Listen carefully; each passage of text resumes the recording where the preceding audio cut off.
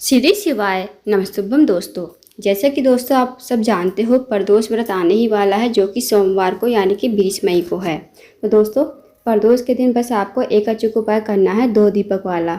यदि आप इस उपाय करते हो ना दोस्तों, जो भी आपकी मनोकामना होगी, धन को लेकर, व्यापार को लेकर, नौकरी को लेकर, वो मनोकामना आपकी अवश्य ही पूर्ण हो जाएगी। साथ ही अगर आपके जीवन में कोई समस्या है धन को लेकर, कर्ज को लेकर, तो वो समस्या भी आपकी इस उपाय करने से समाप्त हो जाएगी। तो पूज्य गुरु जी कथा को सुनकर उपाय को अच्छे से समझाने का प्रयास करेंगे। साथ ही दोस्तों आपको बता दें कि जो प्रदोष व्रत का प्रारंभ है वो 20 मई को दोपहर के 3:20 पर, और इसका जो समापन है 21 मई को यानी कि मंगलवार के दिन शाम के 5:20 पर इसका समापन हो रहा है। तो दोस्तों प्रदोष का व्रत जो रखा जाता है ना, वो शाम का माना जाता है। शाम के टाइम ही हमें उपाय करने होते हैं प्रदोष व्रत वाले दिन। तो दोस्तों प्रदोष का व्रत जो रखा जाएगा वो 20 मई को यानी कि सोमवार के दिन रखा जाएगा। तो आइए दोस्तों जानते हैं उपाय कैसे करना है। दोस्तों पहला जो उपाय है वो है मनोकामना पूर्ति के लिए। यदि आपकी कोई विशेष मनोकामना है धन को लेकर, व्यापार को लेकर, नौकरी को लेकर, तो आप इस उपाय को अवश्य कीजिएगा। इस उपाय करने के लिए आपको 2 दीपक लेने हैं। 2 दीपक चाहे आप मिट्टी के ले लो चाहे आटे के। दोस्तों अगर आप आटे के दीपक लेते हो तो आपको बिना छना हुआ आटा लेना है और उसमें नमक नहीं डालना है, इस बात का ध्यान रखना। अब आपको 2 दीपक गोलबाती के घी के दीपक आपको तैयार कर लेने हैं। इस उपाय को आपको शाम के समय यानी कि प्रदोष काल के समय ही करना है। अब दोस्तों इन दीपक को तैयार करके आपको एक प्लेट में रख लेने हैं। प्लेट में रखने के बाद आपको शाम के समय इन दीपक को लेकर जाना है अपने घर से बाहर। सबसे पहले जाना है आपको बेलपत के पेड़ के नीचे। जहाँ भी आपके घर के आसपास बेलपत का पेड़ हो वहाँ पर आप चले जाइए। और दोस्तों बेलपत का पेड़ बड़ा होना चाहिए, इस बात का ध्यान रखें। अब आपको बेलपत के पेड़ के नीचे पहुंचकर सबसे पहला दीपक आपको प्लेट में ही रखकर श्री शिवाय नमस्तुभ्यम कहते हुए प्रज्वलित करना है। और इस दीपक को आपको बेलपत के पेड़ के नीचे ही रख देना है। आपको अपनी मनोकामना कह देनी है, जो भी आपकी मनोकामना है धन को लेकर, व्यापार को लेकर, नौकरी को लेकर, आप अपनी मनोकामना कहिए और वहाँ से आपको चले आना है। अब दोस्तों आपको जाना है दूसरे स्थान पर। दूसरा जो स्थान है वो है आपके घर का मेन गेट। जहाँ भी आपके घर का मुख्य द्वार हो वहाँ पर आप चले जाइए दूसरे दीपक को लेकर। अब अपने घर के मेन गेट पर पहुंचकर आपको एक बात का ध्यान देना है।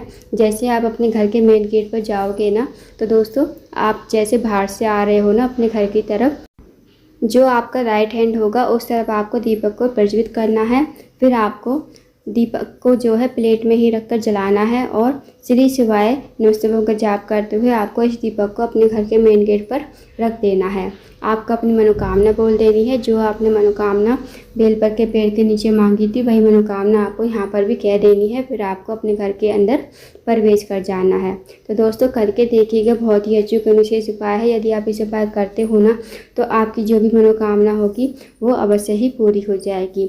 और एक बात का और ध्यान देना दोस्तों, जो आप अपने घर के मेन गेट पर दीपक जलाओगे ना दूसरा वाला, तो जो दीपक का मुख होगा ना वो आपको बाहर की तरफ रखना है। तो इस तरह आपको दूसरा दीपक अपने घर के मेन गेट पर लगाना है। तो दोस्तों करके देखिएगा, बहुत ही अचूक विशेष उपाय है। इस उपाय को यदि आप करते हो तो आपकी जो भी मनोकामना होगी वो अवश्य ही पूरी हो जाएगी। आप जानते हैं दोस्तों अगले उपाय के बारे में। दोस्तों अगला जो उपाय है वो बहुत ही ज़्यादा विशेष है। पूज्य गुरु जी प्रदीप मिश्रा जी कहते हैं, अगर आप मंदिर नहीं जा सकते प्रदोष व्रत वाले दिन, तो आपको ये उपाय अपने घर पर ही करना है। प्रदोष काल के समय आपको क्या करना है, आपको एक दीपक तैयार करना है। दीपक जो आप तैयार करोगे चाहे मिट्टी का चाहे आटे का। अगर आटे का दीपक तैयार करते हो तो आपको नमक नहीं लेना है और बिना छना हुआ आपको आटा लेना है। फिर आपको गोल बाती का घी का दीपक तैयार कर लेना है। इस दीपक को आपको एक प्लेट में रख लेना है और इस उपाय को आपको अपने घर पर ही करना है, कहीं आपको मंदिर जाने की ज़रूरत नहीं है।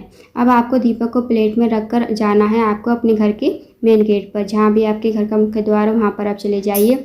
और दोस्तों इस उपाय को आपको शाम के समय यानी कि प्रदोष काल के समय ही करना है।